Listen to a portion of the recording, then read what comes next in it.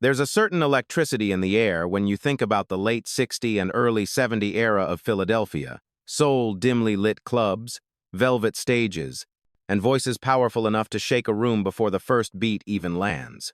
But what happens to a group whose harmonies could stop an audience in its tracks, yet whose name never rose as high as their talent deserved? What becomes of the artists who poured everything into the music, only to be remembered by a devoted few? Today, we revisit the story of the Ebanese, a Camden-born vocal group whose emotional intensity, soaring harmonies, and undeniable stage presence should have placed them among the giants of their time. Before we begin, grab your favorite drink, tell me where you're watching from, and if you believe in honoring forgotten legends, make sure to like this video, subscribe to the channel, and turn on the notification bell so you never miss a new story. Long before the Ebanese stepped onto the stages of Philadelphia International Records or recorded the songs that would define their brief but unforgettable legacy, their story began in the heart of Camden, New Jersey. Camden, in the late 60s decade, was a city caught between working-class resilience and the pressures of social change. Row houses lined narrow streets, corner stores buzzed with neighborhood chatter, and music poured constantly from windows, cars, and church basements. Gospel choirs, doo-wop harmonies, and early soul grooves created the soundtrack of daily life. And it was within this soundscape that the young members of the Ebanese first discovered their identity. Clarence Vaughn, David Beasley, James Tootin, and Jennifer Holmes grew up in a community where music was both escape and expression. The city didn't offer the glamour of New York or the industry pull of Philadelphia, but it had heart raw, unfiltered, and deeply soulful. Each of the four came from families that understood music as more than entertainment. It was communication, it was tradition, and for many young black artists, it was one of the few accessible doorways to a better future. Clarence, with his commanding presence, embodied the group's dramatic energy. David, thoughtful and smooth-toned, carried a warmth that anchored their harmonies. James, powerful yet emotional, added grit and theatrical flair. And Jennifer, the lone woman in the group, provided a soaring sweetness that balanced the intensity of the men. Together, their voices didn't just blend, they collided, expanded, and lifted one another, creating a sound that felt both bold and intimate. In their early days, the group found themselves performing anywhere that would let them. Block parties, recreation centers, talent shows, and small nightclubs where cigarette smoke hung thick in the air, and musicians played for little more than love of the craft. Camden audiences didn't care about fame, they cared about feeling. And the Ebanese delivered that feeling every time they stepped on stage. Their harmonies were tight, but their emotions were even tighter. Every performance was charged with a kind of conviction that made people stop mid-conversation just to listen. Their break came unexpectedly. One night, while performing at a local nightclub, the group caught the attention of a figure whose name was already legendary in the Philadelphia soul scene, Leon Huff. Huff wasn't just a producer, he was one half of the powerhouse songwriting and production team Gamble and Huff, the architects of what would become known as the Philadelphia Sound. Huff saw something in the Ebanese that the world had yet to recognize. Their drama, their vocal power, their dynamic interplay, it all hinted at the potential to rise within the rapidly growing Philly soul movement. Moved by what he heard, Huff signed the group to the Soul Clock label in 1969. For the Ebanese, this moment felt like the beginning of everything they had worked toward. Camden wasn't a city known for launching major soul groups, but suddenly, they were part of something larger, a chance to step into the professional world and prove that their sound could stand alongside the best. Their first singles, Can't Get Enough and Don't Knock Me, didn't explode onto the charts, but they showcased the group's emotional depth and vocal chemistry. These early recordings revealed a refined version of the raw energy they had displayed in clubs. Their harmonies were polished, their arrangements thoughtfully constructed, and their identity as a dramatic, emotionally fearless vocal group was beginning to take shape. The late 60s decade and early 70s decade were a time of transformation in soul music. The psychedelic era blended with traditional R&B. Young black artists were experimenting with new sounds and new stories. And in the middle of that wave, the Ebanese were beginning their climb not with industry hype, but with hunger, talent, and a sound that came straight from the heart of Camden. They were still far from the spotlight, but the path was forming beneath their feet. Their beginnings were humble, but they were powerful. The Ebanese had arrived, and the world was about to hear what they could do. When the Ebanese entered the early 70 decade, they stepped into a world where soul music was evolving at a breathtaking speed. The country was shifting, the music industry was shifting, and the Philadelphia sound was beginning its rise as one of the most distinctive movements in American music. For the Ebanese, this was not just an opportunity, it was a doorway to legitimacy. Their raw talent had carried them through nightclubs and neighborhood stages, but now they were stepping into a studio culture built by some of the greatest musical architects of the era. After their initial singles on Soul Clock, the group attracted enough attention to spark conversations about their potential. They had everything a rising soul act needed: a dramatic vocal blend, charismatic stage chemistry, and a willingness to push themselves beyond what small venues had allowed. Those qualities caught the ear of industry insiders, leading them toward a moment that would define their early career, their transition to the powerhouse Philadelphia International Records. For any group growing up near the shadow of Philadelphia, PIR was a dream. The label wasn't just successful, it was legendary, a musical home that lifted local talent into the national spotlight. Artists walked into those studios knowing they were stepping onto the same floors that had launched timeless acts. And when the Ebanese arrived, they felt the weight of that history. The walls hummed with inspiration, soaked in strings, bass lines, and rhythms that defined the Philadelphia sound. In 1971, the group released "You're the Reason Why," a single that immediately separated them from other rising soul groups. It wasn't just the melody or the writing, it was the emotional clarity in their delivery. Each voice carried a different shade of heartbreak, longing, and tenderness. Listeners could feel the sincerity before the second verse arrived. The song didn't just open doors, it let the world know that the Ebanese had something special. Their momentum grew with "Sexy Ways," which became a top 10 R&B hit. The track allowed each member to shine in a different way, showcasing the group's dramatic edge while staying rooted in the smooth elegance of the Philadelphia sound. Fans were drawn to their ability to be both powerful and vulnerable, theatrical yet grounded. Radio stations began to take notice. Performance requests increased. The industry was finally paying attention. Behind the scenes, the group pushed themselves harder. Rehearsals stretched long into the night. They studied the vocal techniques of their contemporaries while building harmonies that felt distinctly their own. The Ebanese were not simply imitating the Philly soul style, they were contributing to it. Every member understood that their window could close at any moment, and they poured that urgency into each studio session. By the early 70 decade, their identity as a group was fully defined: emotionally rich harmonies, dramatic delivery, and a willingness to inhabit the stories within each song. For the first time, the belief that they might truly break into the national market felt possible. Those early steps were more than just beginnings, they were proof that the Ebanese deserved a place in the musical landscape they admired. Their rise was just starting, and the next chapter would bring the moment that cemented their name forever. The breakthrough moment for the Ebanese came in the 1973 period when they recorded the song that would become the defining masterpiece of their career. It's Forever.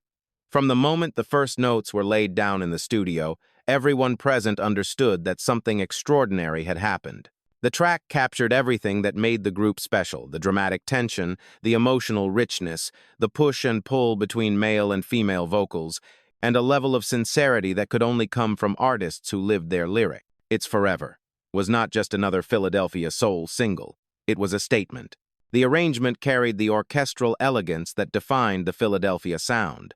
But the voices, those raw, open-throated harmonies, brought a different kind of fire. Clarence delivered the lead with deep conviction, Jennifer soared with glass-clean clarity, and James added the gritty edge that grounded the performance. David's warmth tied the record together. The blend was perfect, but what made the record unforgettable was its vulnerability. You could hear aching, longing, and devotion woven into every phrase. When the single peaked at number 14 on the R&B chart, it confirmed what fans already felt. The Ebanese had created something timeless. For the first time, they were not just local heroes, they were national voices. The airwaves carried their harmonies far beyond Camden and Philadelphia, introducing millions to a sound that felt both classic and daringly emotional.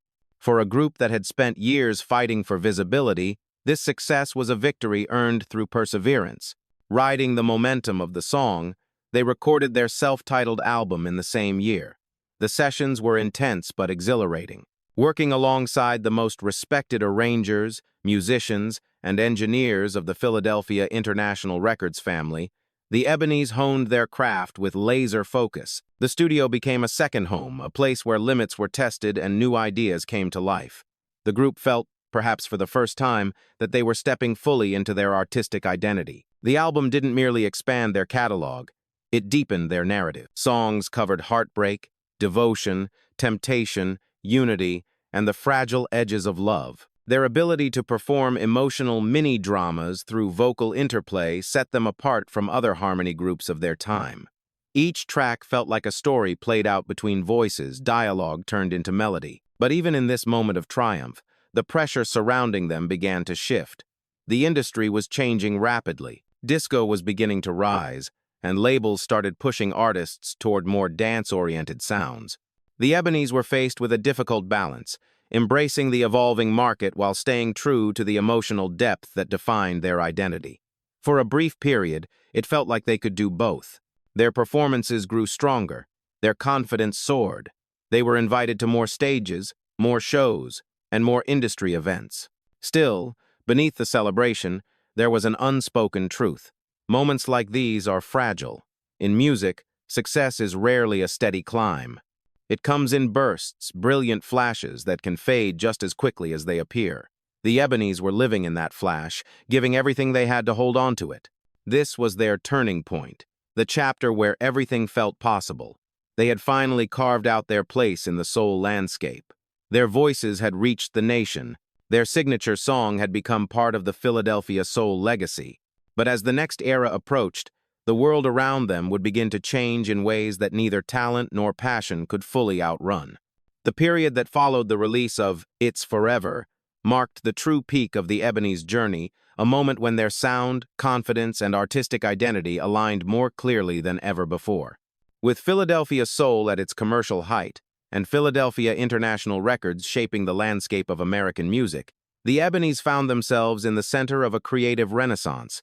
And for a brief, brilliant stretch of time, they belonged to the very heart of it. What made this era so special wasn't only the success of their recordings, but the evolution of their stage presence. Audiences who saw the group live during this period often described the experience as electrifying. Clarence commanded the stage with an intensity that could silence an entire room. Jennifer, graceful and poised, delivered her vocals with a clarity that seemed almost effortless. James brought fire, grit, and theatrical tension, while David grounded the group with a warm steadiness that made their harmonies bloom. Their chemistry wasn't manufactured. It was lived, felt, and instantly recognizable. Industry insiders began to speak about the Ebanese the way they spoke about rising legends. Their dramatic vocal exchanges set them apart from other groups who leaned heavily on smoothness.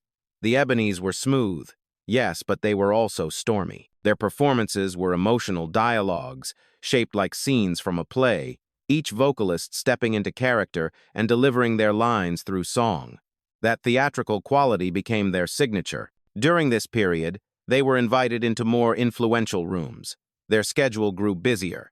They performed at key venues across the Northeast clubs in Philadelphia, theaters in New Jersey, and special appearances that placed them alongside artists who had already carved their names into the R&B cosmos. For the first time, they felt like a group no longer fighting for recognition, but actively earning it. Their studio work reflected this sense of growth. Recording sessions became more ambitious, with richer arrangements, more intricate harmonies, and a deeper willingness to explore complex emotional themes. When they returned to the studio to work on new music, their producers noted how much they had matured, not just in vocal discipline, but in artistic instinct. The members began contributing more ideas, refining interpretations, and shaping the emotional core of each track. It was also during this peak era that the Ebanese experienced the quieter, more personal rewards of success. They began to receive letters from fans, people who found comfort in their lyrics, who played their records during heartbreak, who danced to their music in living rooms or neighborhood bars. Their songs became part of the emotional fabric of everyday life, for listeners who felt deeply connected to their sound. For the Ebanese, this wasn't merely fame, it was validation. After years of rehearsing in cramped rooms, chasing opportunities, and navigating a competitive industry, they were now living the dream they had once only imagined. They stood at the top of their craft, confident and unified, carrying the unmistakable glow of artists who had truly arrived. But as with many soul acts of the 70 decade, the industry around them was beginning to shift, and even in their highest moment, subtle cracks were forming signs that the challenges ahead would soon test everything they had built. But even at the height of their artistic power, the Ebanese were entering a period where the music industry itself was beginning to shift beneath their feet. The rise of disco in the mid-70 decade changed everything. Labels grew obsessed with dance floors, radio programmers demanded faster tempos, and many soul vocal groups found themselves pushed to adapt or risk being left behind. For a group whose strength lay in emotional storytelling and dramatic harmonies, this new direction posed a real challenge. Inside Philadelphia International Records, the pressure to chase crossover success was growing louder. Executives wanted songs that could compete on pop charts, not just resonate with R&B loyalists. For the Ebanese, this shift created a tension that was difficult to navigate. Their identity was rooted in depth, passion, and complexity. Pop demanded simplicity, hooks, and a lighter emotional touch. In meetings, there were discussions about changing their sound, altering arrangements, even adjusting vocal roles. None of it felt natural to the group. At the same time, the grind of the industry was beginning to take a toll. Their touring schedule, once thrilling, became physically and emotionally exhausting. Money didn't always reflect the work they put in. Opportunities were uneven. Promotion was inconsistent. In many ways, they were fighting not other artists but the machinery of an industry that could be both exhilarating and unforgiving. Internally, the members felt these pressures in deeply personal ways. As expectations rose, so did the strain within the group. Balancing artistic integrity with commercial survival created moments of doubt and disagreement. Long nights in the studio turned into debates about direction. Rehearsals carried a weight that hadn't been there before. Even their strongest voices, Jennifer's shimmering clarity, James's emotional grit, felt at risk of being reshaped into something the industry wanted but the group didn't recognize. And as tastes continued to shift, the spotlight began to tilt away from harmony-driven soul groups. The Ebanese, despite their immense talent, were not immune to the change. Bookings slowed. Radio support wavered. The upward momentum they had fought so hard for started to level out, then slowly decline. What made this period so difficult was not a lack of talent, but a lack of alignment between their art and the industry's new direction. They were still performing with fire, still singing with the raw honesty that had defined their best work. But the world around them was changing faster than any group could adapt. The shadows beneath their brightest era were beginning to deepen, and soon, those shadows would shape the next chapter of their story. As the mid-70 decade approached, the pressures that had once lingered quietly in the background of the Ebanese career finally began to take a heavier and more undeniable form. The industry shifts, the financial instability, and the emotional weight of constant reinvention had created a storm around them, and eventually, that storm pushed its way inside the group itself. The first and most devastating blow came from within. James Tootin, whose voice carried a fierce emotional power that shaped the group's signature sound, began struggling with a growing drug problem. What started as a private battle soon became visible in rehearsals and performances. His once commanding presence grew inconsistent. His vocal strength, once a defining force, began to waver under the weight of addiction. It wasn't just his voice that suffered, but his spirit, the fire that had always driven his performances, dimmed in ways that his fellow members could feel more than they could articulate. For the Ebanese, this crisis was heartbreaking. They weren't just a group, they were a family shaped by years of shared dreams, shared fears, and shared sacrifices. Watching James struggle was not simply a professional setback, it was a personal tragedy unfolding in front of people who loved him. The pressure placed on them by the label only intensified the pain. Executives, focused on commercial outcomes, had little patience for vulnerability or real-life struggles. The push for crossover success grew louder even as the group's internal foundation grew weaker. Meanwhile, the industry continued shifting toward disco, leaving groups like the Ebanese increasingly isolated. Radio programmers who had once embraced their dramatic harmonies were now leaning toward music that was lighter, faster, and more repetitive. Their newer releases, though musically rich, struggled to gain traction. The disconnect between their artistry and the market was now impossible to ignore. Financial stress compounded the turmoil. Touring became less frequent, and without consistent bookings, income became unpredictable. Members who had dedicated their entire adult lives to the group now found themselves facing a brutal reality. Passion and talent did not always guarantee security. Every day felt like a tug of war between survival and identity. Behind closed doors, conversations turned heavier. What direction could they take? How could they protect their artistry while also protecting their livelihoods? And perhaps the most painful question of all, how long could they hold on as the cracks grew wider? The crisis had arrived, not in a single explosive moment, but quietly, gradually, and relentlessly. The Ebanese were still fighting, still singing, still giving everything they had, but the weight pressing against them was now greater than anything they had faced before. The unraveling of the Ebanese did not happen in a single dramatic moment. It unfolded quietly, piece by piece, until the group that once commanded rooms with raw emotion and polished harmony found themselves drifting toward an ending none of them had imagined. By the 1976 period, the combination of industry pressures, fading promotional support, and James Tootin's deepening personal struggles created a reality the group could no longer outrun. As James's condition worsened, the emotional strain weighed heavily on the others. His voice, once a pillar of their sound, began to fracture under the burden he carried. Rehearsals became unpredictable. Performances grew tense. The love within the group never disappeared, but it became tangled with fear, disappointment, and the helplessness of watching someone they cared for fall into a battle that none of them were equipped to fight. At the same time, their label pushed for a crossover direction that simply did not fit the group's identity. The Ebanese were storytellers, interpreters of love, heartbreak, and human complexity elements that disco trends and slick pop formulas did not have room for.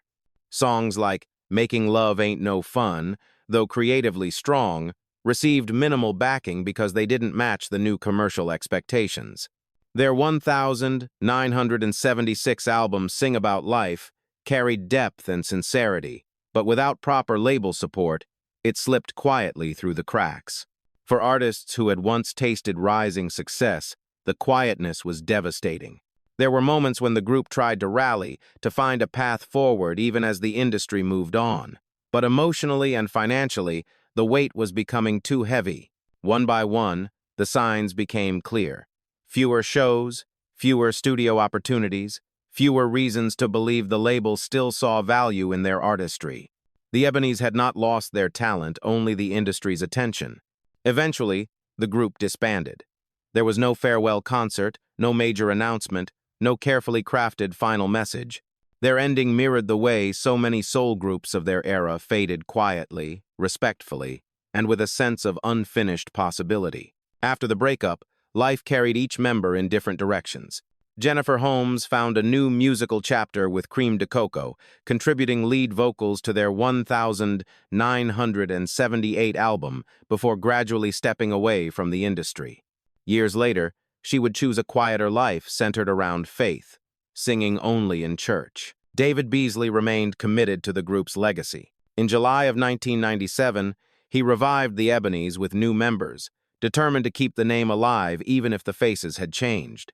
The new lineup brought fresh talent and renewed passion, but it also brought challenges, constant lineup shifts, limited exposure, and the struggle of operating without the resources of a major label. Meanwhile, the loss that had haunted the group from the inside became a permanent part of their history. James Tootin, whose voice had once shaken audiences with its emotional force, passed away around the 1993 or 1994 period. His death marked the end of an era, a reminder of how fragile the journey had been. The consequences of their decline were not simply professional, they were deeply personal. Dreams had shifted, lives had changed, and yet, through it all, the Ebanese remained exactly what they had always been, a group defined not by fame, but by heart, resilience, and the unforgettable music they left behind. In the years that followed their disbandment, something remarkable began to happen, something that the Ebanese, during their most difficult moments, may never have imagined. While the mainstream industry moved on quickly from their presence, the core audience who truly understood the depth of Philadelphia's soul refused to let their story disappear. Among devoted R&B fans, crate diggers, regional historians, and lovers of harmony-driven groups, the Ebanese slowly transformed from a rising act that faded too soon into a treasured, hidden gem of the Philadelphia movement. Their legacy within the United States rests heavily on the emotional impact of their music. Songs like You're the Reason Why, Sexy Ways, and especially It's Forever didn't just make listeners dance, they made them feel. And for many fans of early 70s soul, emotional truth mattered more than chart performance. The Ebanese represented the artistry that defined Philadelphia International Records during its prime. Big orchestrations, sincere vocals, and harmonies that carried the weight of lived experience. It's Forever, in particular, grew into something far greater than a single hit. Radio stations continued playing it during late-night quiet storm programming. Couples used it at weddings or anniversaries. Listeners who found the song years later described the same reaction, a deep stillness, a recognition of something honest and timeless. The track became a kind of emotional anchor for people who valued soul music at its purest. Collectors also played a major role in preserving their legacy. The Ebanese catalog, small but impeccably crafted, became a prized part of the Philadelphia Soul Archive. Vinyl enthusiasts searched for original pressings of their 1973 album, treating it as a piece of musical history rather than just another record. In record shops across Philadelphia, Camden, and New Jersey, their music never truly vanished. It simply lived in quieter corners, waiting for those who cared enough to find it. Within Black American communities, especially among listeners who grew up during the era, the Ebanese remained respected for their vocal discipline and emotional storytelling. Their name may not have reached the heights of the Delphonics or the Stylistics, but fans who loved them often spoke about their harmonies with the same admiration. For these listeners, the Ebanese were proof that greatness isn't always measured by chart positions. It can also be measured by impact, memory, and the way a song sits in the heart long after the world moves on.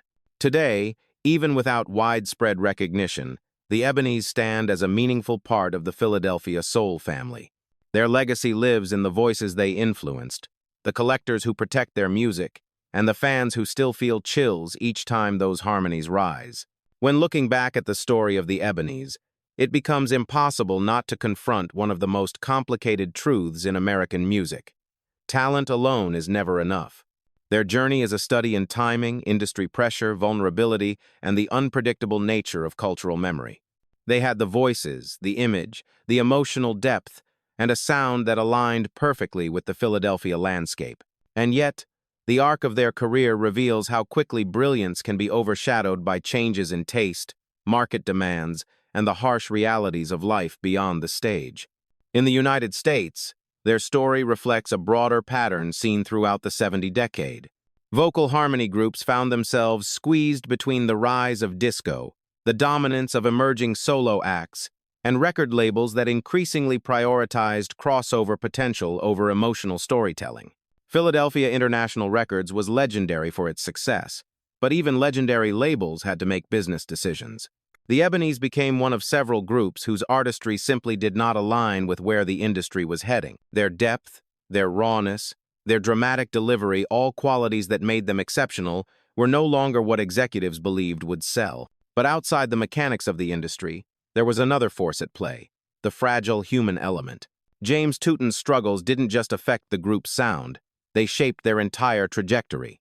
His pain became part of their history, a reminder that artists carry lives and battles unseen by audiences and executives alike. In this way, the Ebanese became symbolic of how easily a group's fate can turn when one member is fighting a war the world cannot see. Yet despite these challenges, the group's legacy continued to ripple quietly through American culture. R&B singers who grew up near Philadelphia often spoke about the influence of groups like the Ebanese groups, who didn't dominate the charts but shaped the emotional foundation of the genre. Their harmonies became a reference point. Their dramatic delivery became a template. Their sincerity set a standard. Globally, the Ebanese didn't achieve the widespread cult rediscovery that some Philadelphia soul groups experienced in the United Kingdom. But that doesn't mean international listeners ignored them. In Japan, where the appreciation for classic soul runs deep, collectors embraced their catalog, treating original pressings as prized artifacts. In European soul circles, It's Forever quietly circulated as a slow-burn classic, appearing on curated playlists and specialty radio shows dedicated to the emotional richness of early 70s soul. Their music traveled not loudly, not explosively, but steadily. Their story also resonates deeply within communities that understand the value of preservation. With so little documentation available about their history, fans and historians have become guardians of their legacy. Each photograph, each vinyl sleeve, each live recording, and each memory shared online becomes part of a collective effort to ensure they are not erased. This, more than anything, proves the emotional power they held. The Ebanese represent something essential about American music. The idea that cultural impact is not always measured in chart positions or award ceremonies. Sometimes, it is measured in echoes in the way a song resurfaces decades later, in the way a harmony still sends chills down a listener's spine, in the way a group that never reached superstardom can still carve itself into the soul of those who truly listen. Their story invites reflection, not only on what they achieved, but on what was lost, and what continues to endure in the hearts of those who refuse to forget.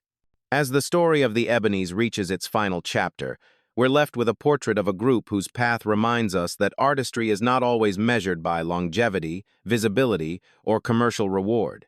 Instead, their story reveals something deeper: how music can outlive circumstance, how harmonies can etch themselves into memory even when the world doesn't fully acknowledge the hands that created them. The Ebanese were not a group built on spectacle or mass promotion.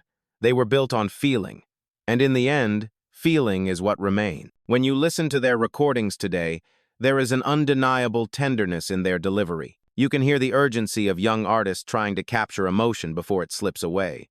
You hear voices that believed fiercely in the power of harmony, in the drama of storytelling, and in the vulnerability of singing with your heart completely open. Their sound was neither rushed nor manufactured. It was sincere, human, and unmistakably tied to the Philadelphia soul movement that shaped an entire era. The years have softened the noise around them, but their music remains untouched, still shimmering with the same honesty that first carried it out of Camden clubs and into regional radio stations.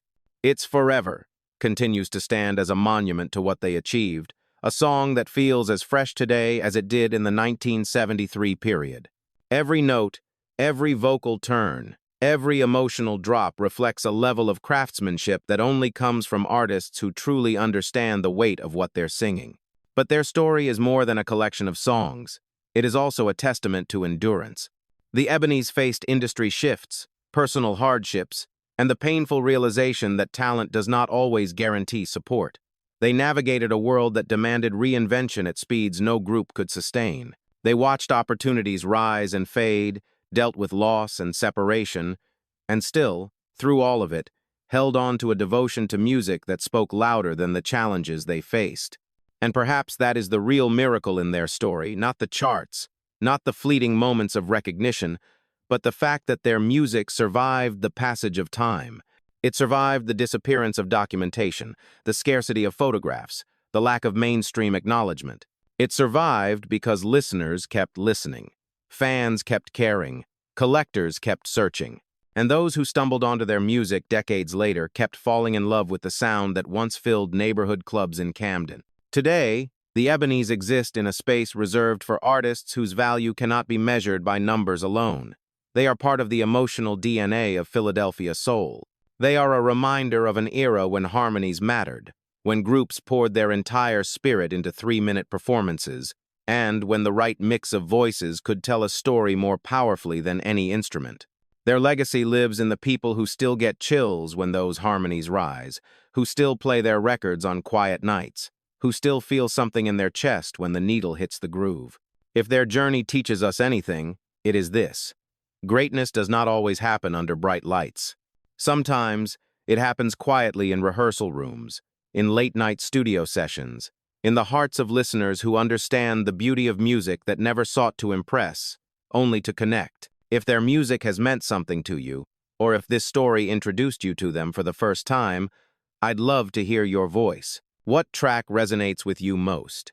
And which moment in their journey spoke to your heart? If you believe in honoring overlooked legends and keeping the flames of forgotten artistry alive, don't forget to like this video, share your thoughts below, and subscribe for more stories from Celebrity Underrated.